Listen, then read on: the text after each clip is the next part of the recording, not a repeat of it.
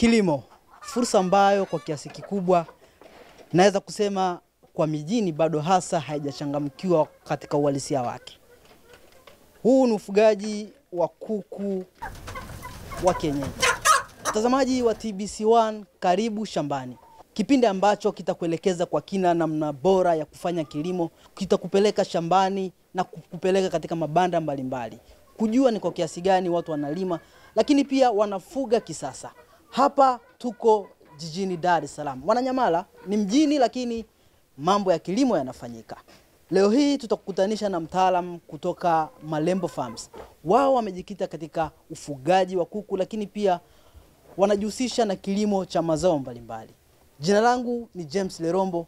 Naomba nikukaribishe shambani ukapate kujua kwa kina ni kwa kiasi gani au ni kwa namna gani ufugaji wa kuku wa kienyeji unafanyika. Karibu sana mtazamaji. Aya, twendeni shambani, wananchi tukalima, tusikae mitani. Bwana Philcon, ni upi hasa mchakato mzima wa ufugaji wa kuku? Hebu tuambie kuanzia mtu anaanza kuagiza kifaranga mpaka anapoingiza kwenye banda. Hilo limekaaje? Kwanza nataka tutambue kuku wa kienyeji ni nini. Kuku wa kienyeji ni kuku ambaye hajaboreshwa, hajapitia hatua yoyote ya uboreshaji. Kwa Kiingereza wanaita local breed, yani ni kuku ambaye hajapitia aina yoyote ya uboreshaji. Kwa hiyo ni kuku ambaye anaweza akafugwa kwa njia ya kawaida, yani outdoor, au kwa njia ya kufuga kwa njia ya mabanda au cages. Kwa hiyo wewe unategemea unafuga kuku kwa malengo yapi? Kama unataka kuku akupe mazao yote, yani kuku wa kienyeji akupe zao la mayai au nyama, inategemea sana unamlisha vipi na unatumia njia ipi ambayo itakuwa ni bora na rafiki. Lakini kwenye hatua ya kwanza ya ufugaji wa kuku wa kienyeji, unatakiwa ujue unapata aina gani ya kuku wa kienyeji. Yani kuku ambaye atakuwa na maumbile makubwa, maana yake atakupa nyama nyingi. Lakini pia kitu ambacho unatakiwa uzingatie, kitu cha kwanza, unatakiwa umeandaa mabanda au sehemu ya kuja kuvifikishia vile vifaranga vyako. Kama utavichukua kwenye shamba lingine au wewe mwenyewe ndio utazalisha. Kwa hiyo kuna mabanda ambayo ni bora kwa ajili ya kulelea au kukuzia vifaranga, ambayo yanakuwa ni tofauti na mabanda ya kuku wakubwa. Kwa hiyo ukishachukua kifaranga chako cha siku moja au cha mwezi mmoja, kuna program ya dawa na chakula ambayo unatakiwa umeshaiandaa tayari. Kwa hiyo hizo ndio hatua za awali au hatua za kwanza kabisa kwenye ufugaji wa kuku wa kienyeji kibiashara. Ujenzi wa banda la kuku wa kienyeji, banda ambalo ni la kisasa lakini pia linakuwa gharama, linafanyikaje hili? Tuna banda ambalo ni banda bora kwa ufugaji wa kuku wa kienyeji. Ni banda bora kivipi? Halimruhusu kuku kuchanganya kinyesi chake na chakula. Yani wanasema kitaalamu 41% ya magonjwa yanayowasumbua ndege wanaofugwa yanatokana kati ya mchanganyiko au contamination ya chakula na kinyesi. Kwa hiyo hili ni banda ambalo halimruhusu kabisa kuku kuchanganyikana chakula chake na kinyesi chake. Kwa mfano, ukiangalia kwenye sakafu ya banda letu, pana umbali wa futi 1 mpaka kufika kwenye floor ambayo kuku anakaa. Kwa hiyo obviously kinyesi kitakachokuwa kinadondoka hapa, kwa namna yoyote hakiwezi kuku akakigusa au akaingiliana nacho. Lakini pia ni sentimita 30 kutokea kwenye sakafu ya kuku alipo mpaka kufikia kwenye sehemu ya malisho au sehemu ya kulia kwenye feeders. Kwa hiyo tunaangalia kabisa ni kuku yoyote ambaye atakuwa tayari kwa ajili ya kufanya uzalishaji, yani kuku mkubwa, anaweza akala kwa uhuru na kwa amani kabisa bila kuhangaika. Lakini pia anavyokuwa anakula, chakula anachokuwa anakula ni chakula ambacho kitakuwa ni salama na safi. Pia kuku wa kienyeji wamekuwa na tabia ya kuchakua, yani kutafuta chakula wenyewe. Hili banda linamruhusu kuku kula tu chakula bila kuchakua. Kwa hiyo hakituruhusu, ili banda letu haituruhusu kupoteza chakula kwa kiwango kikubwa sana. Kwa hiyo hili ni banda salama na rafiki kwa ufugaji wa kuku. Lakini kitu kingine, kwenye wakati wa kufanya usafishaji, tunaangalia hili banda ni rahisi wakati wa kufanya usafi. Anaweza akafanya mtu yoyote, baba, mama, kijana, hata mtoto. Anaingiza tu kitu atakachokuwa anatumia kufanyia usafi. Inaweza ikawa ni ufagio au kipande cha ubao, akaikusanya mbolea ambayo itakuwa tayari imekauka, mbolea ambayo itakuwa ni safi kabisa kwa ajili ya matumizi mengine ya shambani. Kwa hiyo hili ni banda bora na ni rafiki, aliruhusu mwingiliano wa magonjwa aliruhusu magonjwa kupatikana kwa urahisi katika mwingiliano wa kinyesi na chakula. Lakini pia hapa tumeweka hizi wire mesh. Hizi wire mesh ukiangalia kwa uzuri zimekatwa kwa ajili ya kuongeza ukubwa, sababu humu tuna kuku wakubwa na wadogo. Kwa hiyo kuna kuku ambaye anashindwa kupitisha kichwa chake au shingo yake kwa urahisi. Kwa hiyo ndo sababu ya kuweka hizi wire mesh. Lakini pia ukiangalia banda letu lina sehemu kubwa inaruhusu mwanga kuingia ndani kwa ajili ya kufanya mzunguko wa hewa kuwa mzuri bandani. Lakini ukiangalia vizuri kabisa kwa nyuma kuna shells au viota vya kutagia kuku wetu. Kwa hiyo kuku wetu hapa watafanya kila kitu, watakula, watakunywa, lakini wakifikia wakati wa kutaga kuna shells kule mwisho wanaenda wanafanya kile kitendo cha utagaji na kinakuwa ni salama na hapata kuwa na changamoto yoyote. Lakini vipi kuhusu gharama za ujenzi wa banda la kuku, banda ambalo litaokoa gharama za mfugaji? Cha kwanza sisi kama Malembo Farm ni waumini wa kupunguza gharama na ubunifu. Ukiangalia hili banda letu tumetengeneza kwa kutumia mbao chakavu au wanaita kwa jina lingine wanaita pallets. Hizi ni mbao ambazo huwa zinatoka nje zikiwa zimebebea baadhi ya material, inaweza ikawa vioo au mafriji. Kwa hiyo mara nyingi huwa watu wanazitupa. Kwa hiyo sisi tumekuja kufanya research kuwa hizi ni mbao ambazo ni nzuri sababu zinakuja zikiwa zimetibiwa. Kwa hiyo haziruhusu wadudu kuziharibu. Kwa hiyo hili banda unaweza kutengeneza kwa bei rahisi sana kulinganisha hata na banda ambalo limetengenezwa kwa mbao za kawaida. Kwa mfano hili banda letu lina ukubwa wa mita 2 urefu na upana wa mita 1.5, lakini lina urefu wa mita 1.9 kutokea chini kuja juu. Kwa hiyo ni banda ambalo lina uwezo wa kubeba kuku wakubwa ambao wanaweza kufikia mpaka 50. Kwa hiyo ghorofa ya juu inaweza kubeba kuku 25 na hii floor ya chini inaweza kubeba kuku 25 ambao ni wakubwa wanataga. Sawa, sasa ujenzi wa banda umekamilika. Vipi kuhusu uingizwaji wa vifaranga? Cha kwanza, kuku ukiwa unamchukua kifaranga, kitu cha kwanza kabisa unatakiwa umpe chanjo ambayo huwa ni chanjo ya kwanza kabisa ya Newcastle ambayo inamkinga yeye dhidi ya magonjwa kama Newcastle. Lakini pia chanjo nyingine ambayo unatakiwa umpe ni chanjo ya gumbaru kwa ajili ya kumkinga na ugonjwa wa gumbaru. Lakini pia kitu kingine ambacho unatakiwa umpe, unatakiwa unampa multivitamin kwa muda wote ambao unampa dawa yoyote ili kusisimua ule ukuaji na ubora wa kinga za mwili wake. Kwa hiyo ndo dawa za kwanza ambazo unatakiwa uanze nazo. Lakini pia kitu kingine unatakiwa kifaranga umpe chakula ambacho kinastahili kutokana na umri wake. Ndio maana kwenye chakula kuna chakula kinaitwa starter, kuna chakula kinaitwa grower na kuna chakula kinaitwa finisher. Unavyompa chakula kwa ajili ya kuku wakubwa kinampa yeye ugumu wa kwanza kukila kile chakula, lakini pia hata mfumo wake wa umeng'enyaji wa chakula unakuwa bado haumruhusu kukimeng'enya kile chakula.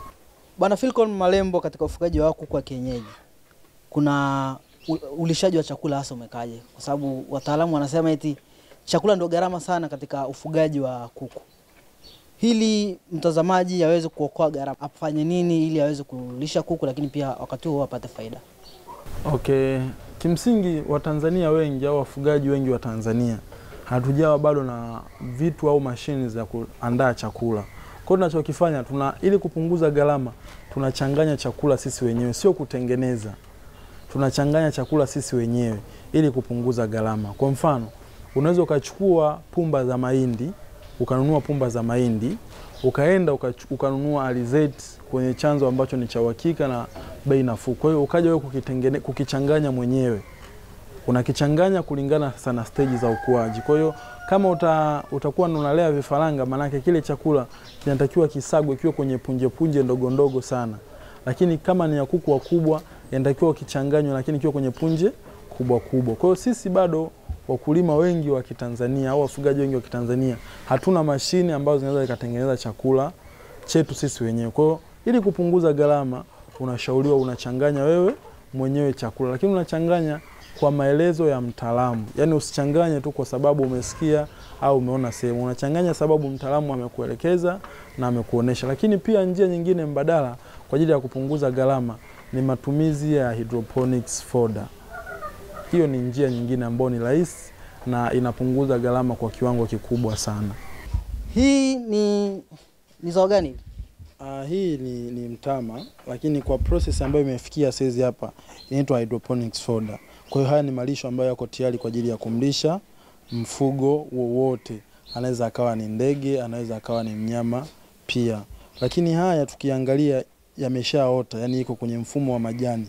Lakini tukiangalia tena vizuri hamna sehemu yote pana udongo. Kwa hiyo hii ni process au ni njia ya uoteshaji wa malisho ya mifugo bila kutumia udongo.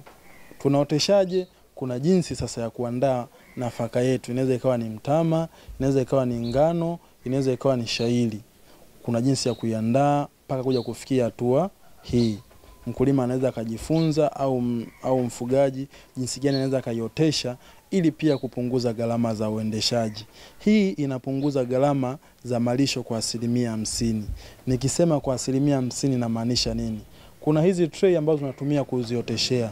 Kuna tray ambayo ina uwezo wa kubeba kilo 1 na kilo 2. Lakini kama utaihudumia vizuri tray inayobeba kilo 1, baada ya siku 7 tunategemea kupata kilo 7. Kwa kama ulikuwa na mtama kilo 1 ambao kabla hujapitia hii mfumo wa germination ungeweza kuwapa kuku 3, lakini ukiotesha baada ya siku 7 unaweza kuwalisha kuku 21. Kwa hiyo inapunguza uendeshaji wa mradi wa ufugaji kwa 50%. Kwa hiyo ningependa kuwasihi wafugaji wenzangu, wakulima wenzangu wajaribu pia au wafanye pia hii uoteshaji kwa kutumia hydroponics ambayo inapunguza gharama kwa kiwango kikubwa, na hii ndio itakuwa mkombozi wa changamoto ya gharama za uendeshaji wa miradi. Sasa leo tutaenda kuangalia process ya uandaaji au uoteshaji. Cha kwanza unatakiwa uwe na kitu ambacho utatumia kuitunzia hiyo nafaka yako. Yaani hii tray. Sisi hapa tunatumia aluminium tray ambayo inakuwa ni bora na haishiki kutu. Kwa hiyo mkulima au mfugaji anaweza akaa nayo kwa muda mrefu.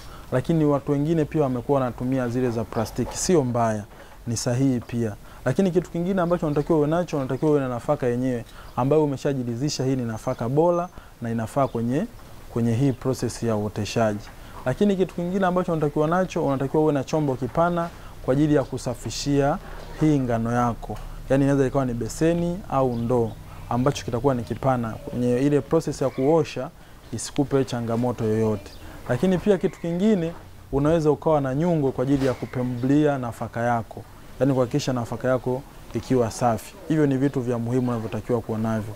Kitu kingine unachotakiwa kuwa nacho, unatakiwa uwe na jiki. Kwa nini jiki? Tunaamini nafaka inakotoka inaweza ikawa bado imekaa store muda mrefu au ndio imetoka shambani, kwa hiyo ikaja na wale bakteria.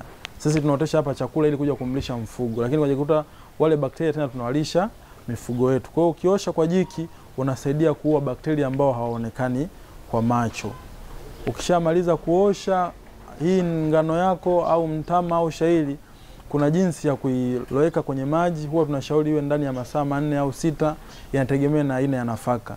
Baada ya hapo utaichukua nafaka yako, utaiweka kwenye kitu kama tray, inaweza ikawa tray ya plastiki au tray ya aluminium. Ukishaiweka hapo, baadaye inafuata zoezi ya umwagiliaji au uhudumiaji wa hii hydroponics yako. Tunashauri uihudumie au imwagilie hydroponics folder kulingana na hali halisi ya hewa. Kwa mfano sisi tulioko mazingira ya Dar es Salaam tunapata changamoto ya joto jingi. Kwa hiyo kila baada ya muda hydroponics inakuwa imepoteza ule kiwango cha unyevunyevu, kitu ambacho haitakiwi kabisa. Hii inatakiwa muda wote iwe na kiwango cha unyevunyevu. Kwa hiyo unaweza kuwa unamwagilia kila baada ya masaa 6 mpaka 5 kulingana na hali halisi ya hewa ya eneo ulilopo. Tunaenda kuangalia faida za hydroponics ni nini. Faida kuu za hydroponics, cha kwanza huwa inaboresha kiwango cha utagaji mayai yenye kiini cha njano kwa ndege wetu. Lakini pia kwa watu wanaolisha mifugo kama ng'ombe na mbuzi na kadhalika, inamsaidia mbuzi au ng'ombe kumpa kiwango kikubwa cha utoaji wa maziwa na ikiwa na protini kwa kiwango kikubwa. Kwa hiyo pia faida nyingine, inaongeza uzito kwa ndege au mnyama anayekuwa anatumia haya malisho ya hydroponics. Kwa nini nisikate nyasi nje nikaja nikawalisha kuku? Unavyokata nyasi nje, unaweza kujikuta umekata nyasi na umebeba baadhi ya magonjwa au baadhi ya wadudu unawaleta bandani kwako. Kwa unajikuta unakuwa unapata changamoto ya magonjwa mengi. Lakini unavyokuwa umeotesha chakula, unaotesha kwenye mazingira safi na ni salama, na unapata chakula ambacho umekidhamiria wewe. Aya, twendeni shambani, wananchi tukalima, tusikae mitaani. Katika ufugaji wa kuku wa kienyeji zipo changamoto kadha ambazo mara nyingi huwakumba wafugaji. Lakini moja kati ya changamoto hizo ni magonjwa. Kuku wanasumbuliwa na magonjwa mbalimbali. lakini magonjwa hayo mengi huwa yanasababishwa au yanasambazwa na virusi, na virusi hivyo inaweza kuwa inasambazwa aidha kwa njia ya upepo au kwa ile shughuli za kuhudumia kuku. Kwa hiyo unaweza kukuta mtu ana mashamba mawili, lakini mtu anayehudumia ni mtu mmoja. Kwa hiyo anaweza akatoa bakteria au virusi kutoka shamba lingine kupeleka shamba lingine. Lakini magonjwa mengi ambayo yanasumbua sana kuku huwa ni ndui. Ndui ni ugonjwa ambao umekuwa changamoto sana kwa kuku. Huwa inaathiri kuanzia kuku kifaranga chenye siku 2 mpaka 3, na inaathiri kwa kuku wote. Lakini pia kuna changamoto ya magonjwa mengi ya virus kwenye kuku, huwa yanakuwa hayana tiba, yanakuwa na kinga tu. Kwa hiyo kitu ambacho napenda kuwasihi wakulima wengi, tujifunze au tuwe na desturi ya kufata ratiba nzuri ya uhudumiaji wa chanjo. Yaani kama unajua leo ni wiki ya 3, unatakiwa uwape Newcastle, unatakiwa uwape Newcastle. Unatakiwa uwape ndui, unatakiwa uwape ndui. Tusiwe na tabia ya kukwepa ile ratiba ya kuwahudumia kuku chanjo zao.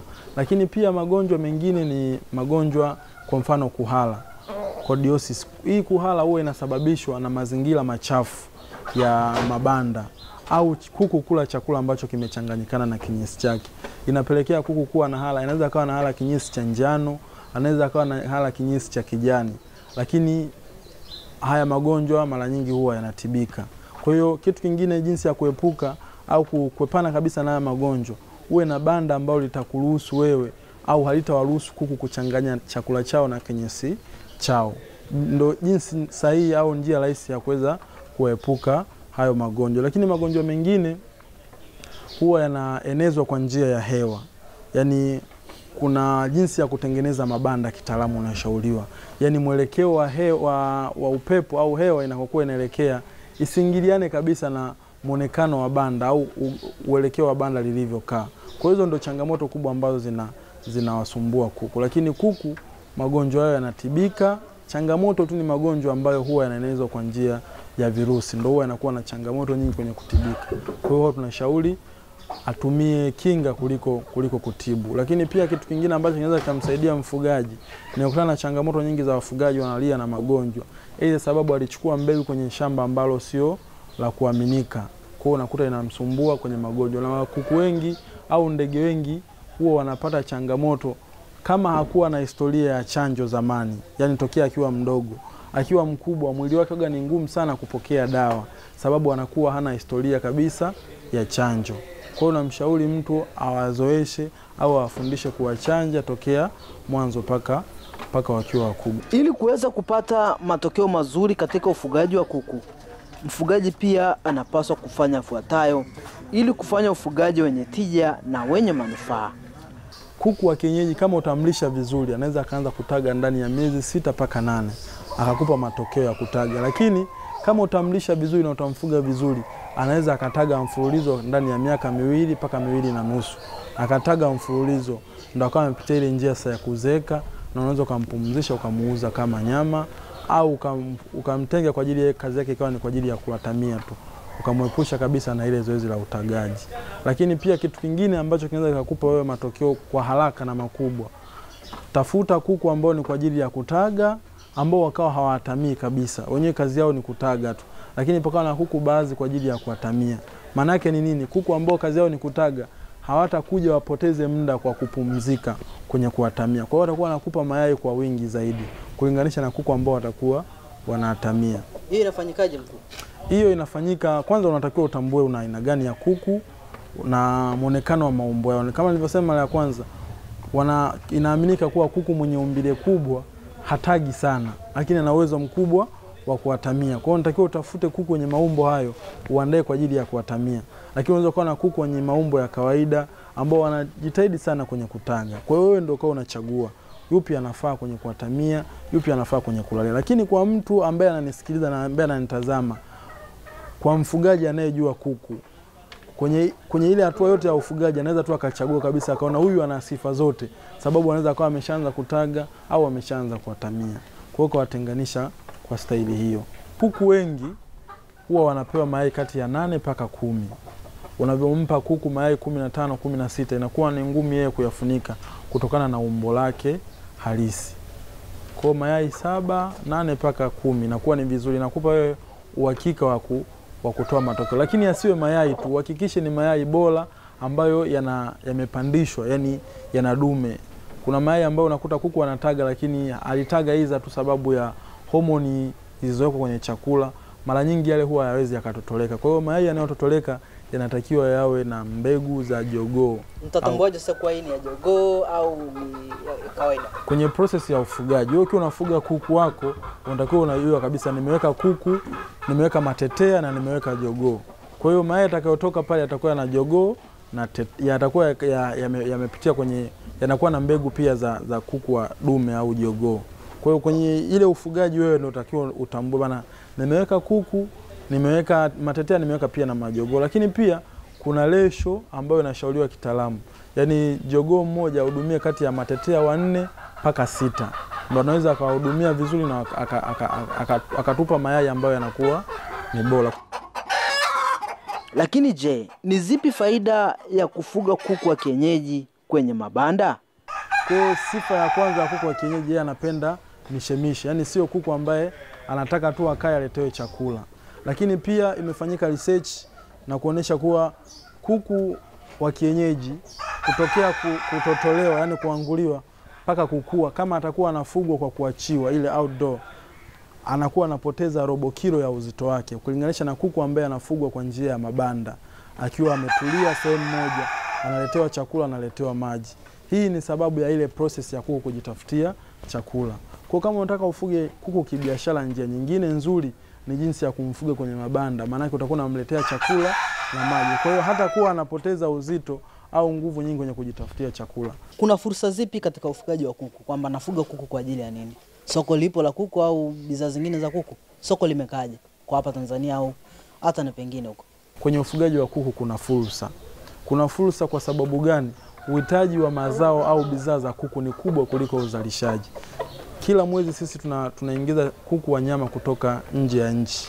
Lakini wazalishaji wafugaji wa Tanzania wapo wengi, lakini hawafugi kwa tija au hawafugi kibiashara. Lakini nikutana pia na changamoto nyingi. Mtu anakuambia bana, mimi niko mjini, sina eneo la kufuga, siwezi nikafuga. Kwa hiyo kuna njia bora za utengenezaji wa mabanda kama haya mabanda yetu. Mkulima au mfugaji anaweza akafuga sehemu yoyote, yani sehemu ndogo, lakini akafuga kuku wengi na wakampa matokeo. Sisi hili eneo letu alizidi hata siku ya mita 4, lakini unaweza kufuga paka kuku 60. Kwa hiyo ni jinsi gani inaonyesha unaweza kufuga ukiwa hapa mjini, aidha kwenye nyumba yako au nyumba ya kupanga, na ukafuga kibiashara.